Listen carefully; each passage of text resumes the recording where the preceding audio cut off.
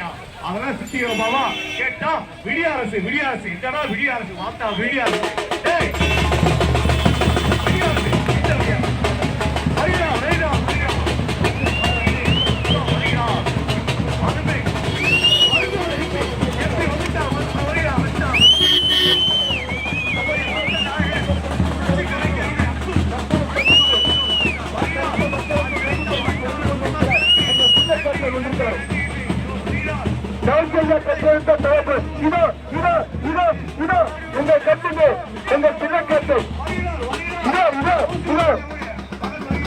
பிரச்சார வாகனத்தை உங்கள் கண்ணில் சின்ன கேப்டன் சிறப்புரையாற்ற நன்றி தெரிவித்து வந்து கொண்டிருக்கிறார் அண்ணா திராவிட முன்னேற்ற கழகத்துடைய மாவட்ட கழக செயலாளர் ஐயப்ப கூட நிற்கிறார் பாருங்க.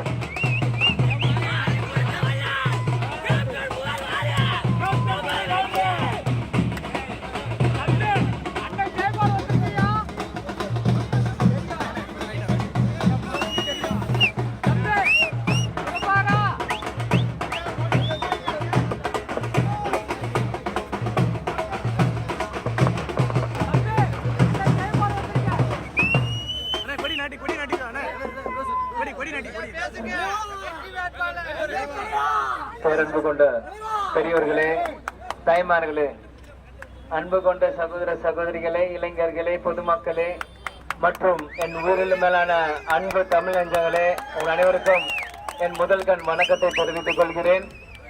இந்த சொல்லின் சொந்தக்காரரோட சொல் இனி என் மூலம் தமிழ்நாடு முழுவதும் தொடர்ந்துட்டே இருக்கும். இது நான் சொல்றதுல பெருமை அடைகிறேன், சந்தோஷப்படுறேன். அஇஅதிமுக, தேமுதிக, புதிய தமிழகம், புதிய பாரதம், SDPI ஒரு வலுவான கூட்டணி அமைச்சு இந்த தேர்தலை சந்தித்தோம். சில நாட்களுக்கு முன்னாடி உங்க வேட்பாளரா இதே வீதிக்கு வந்து உங்கள்கிட்ட பிரச்சாரம் செஞ்சு வாக்குகள் கேட்க வந்தேன்.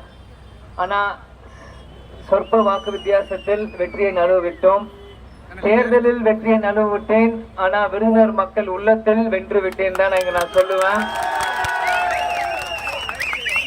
இங்க இந்த பாராளுமன்ற தொகுதியின் உண்மையான வெற்றி வேட்பாளர் யார் அப்படின்னு உங்க எல்லாருக்குமே தெரியும். இந்த நேரத்தில் நான் அரசியல் பேசி தேவையில்லாம அரசியல் பேச விரும்பல. மக்கள் உங்களுக்கு தெரியும், நீங்க யார் ஓட்டு போட்டீங்க எல்லாம் உங்களுக்கு தெரியும், யாரு ஜெயிச்சாங்க வென்றாங்கன்ட்டு.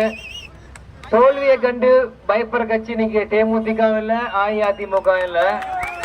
ஏன் இதை சொல்றேன்னா, புரட்சி தலைவர் பார்த்து வந்தவர் தான் நம்ம புரட்சி கலைஞர் கேப்டன் விஜயகாந்த். இந்த இரண்டு பேருமே தன் சொந்த பணத்தை மக்களுக்கு செலவு செஞ்சு கட்சி ஆரம்பிச்சிருக்காங்க.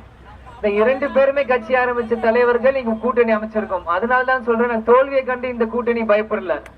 எதிர்நீச்சல் போட்டே வளர்ந்த கட்சி தான் இரண்டு கட்சியுமே. அதனால தோல்வினா மாறு தட்டிட்டு நாங்க ஒதுக்கிட்டு போயிடும், நீங்க ஜெயிச்சுக்கோங்கன்னு நாங்களே வரவேற்போம். ஆனால் சூழ்ச்சியும் துரோகத்தினால் வீழ்ச்சி அடிக்கப்பட்டதால் நான் சில ஆத்திரமும் கோபம். ஏன்னா உண்மையாக உழைச்சிருக்கோம், நியாயமாக உழைச்சிருக்கோம், கஷ்டப்பட்டு உழைச்சிருக்கோம். ராத்திரி பகலா இன்னைக்கு இந்த கூட்டணி நிர்வாகிகள் தொண்டர்கள் உழைச்சிருக்காங்க. தேர்தல் நேரத்துல பூத்துல உங்க தேர்தல் என்னதான் ஆளும் கட்சியா இருந்தாலும் பூத்துல கூட ஆள் இல்ல. ஆனா இன்னைக்கு இந்த அஇஅதிமுக தேமுதிக கூட்டணி பூத்துல எவ்வளவு பேர் இருந்தாங்கன்னு எங்களுக்கு தெரியும். எவ்வளவு பேர் ராத்திரி பகலா உழைச்சி எனக்காக பாடுபட்டாங்க எனக்கு தெரியும். அதோட ஆதங்கம் தான் இந்த வெளிப்பாடே தவிர நீங்க ஜெயிங்க, சந்தோஷமா இருங்க, அதுக்காக பொறாம இது எங்களுக்கு எதுவுமே இல்லை. மீண்டும் சொல்றேன், ஏன்னா நாங்க புரட்சி தலைவர் புரட்சி கலைஞர் வழியில் வந்த தொண்டர்கள். நாங்க குடுத்து செவந்த கரங்கள். அவங்க இப்ப என்ன, அவங்க நம்மகிட்ட வெற்றியை தானமா கேட்டுறாங்க, அதை நம்ம கொடுத்துட்டோம், அவ்வளவுதான். இரண்டு தலைவர்களுமே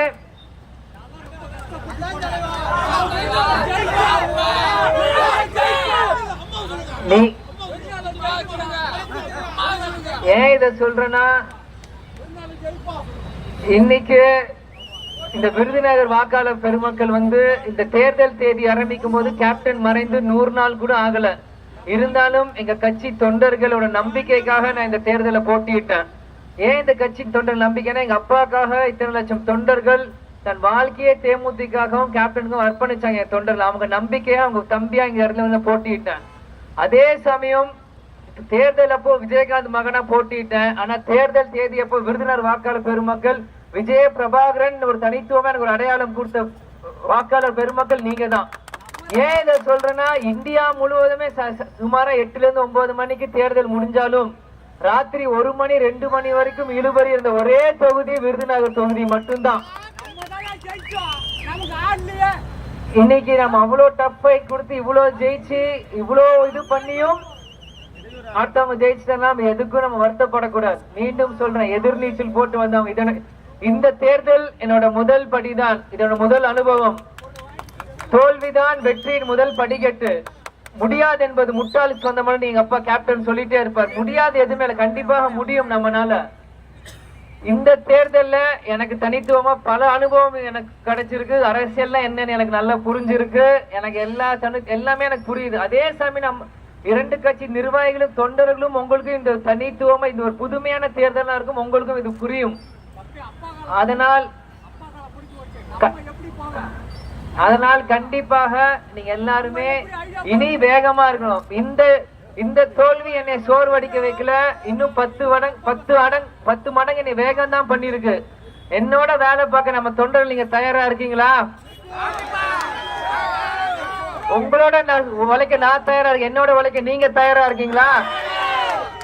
இந்த தொகுதி கேப்டன் பிறந்தது இந்த விருதுநகர் அருப்புக்கோட்டையில கேப்டன் பிறந்து மதுரையில வளர்ந்து இன்னைக்கு சென்னையில மறைந்தார்.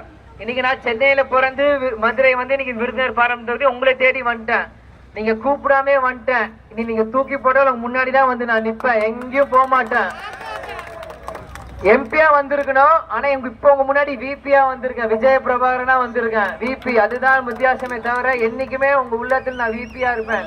எம்பி பதவி வரும் போகும், ஆனா மக்களுக்கு உழைக்காதும் மக்களுக்கு சேவை செய்யறதும் என்னைக்குமே இந்த கட்சி நிப்பாட்டாது. ஏன்னா அதுதான் எங்க தலைவர் எங்களுக்கு சொல்லி கொடுத்திருக்காங்க. அதனால் வருங்காலங்களில் நம்ம எல்லாருமே தைரியமாக இருக்கணும். நம்ம ஜெயிக்கிற காலம் இருக்கு, தைரியமா இருங்க. எல்லாரும் தைரியமா இருக்கீங்களா? இன்னைக்கு 40 தொகுதி இன்னைக்கு திமுக அங்க ஜெயிச்சுட்டு போய் அங்க என்ன பேசுறாங்க? ஒண்ணும் இல்ல. ஜாதி மதம் மொழி தேவையில்லாத நீட்டு பிரச்சனையை பேசி மக்களை தேர்தல் நேரத்துல பிரிக்கிறாங்க. அதுதான் உண்மை. 2021 நீட்டை பத்தி பேசினாங்க, 2024 ஆயிடுச்சு, இது வரைக்கும் நீட்டை ஒழிக்க முடிஞ்சுதா? இன்னைக்கு டாக்டர் படிக்கிறவங்க எல்லாம் நீட்டை பத்தி பேசல. யாரெல்லாம் டாக்டர் படிக்கலையோ நீட்டு படிக்கலையோ அவங்க தான் நீட்டை பத்தி பேசிட்டு இருக்காங்க. அதுதான் உண்மை.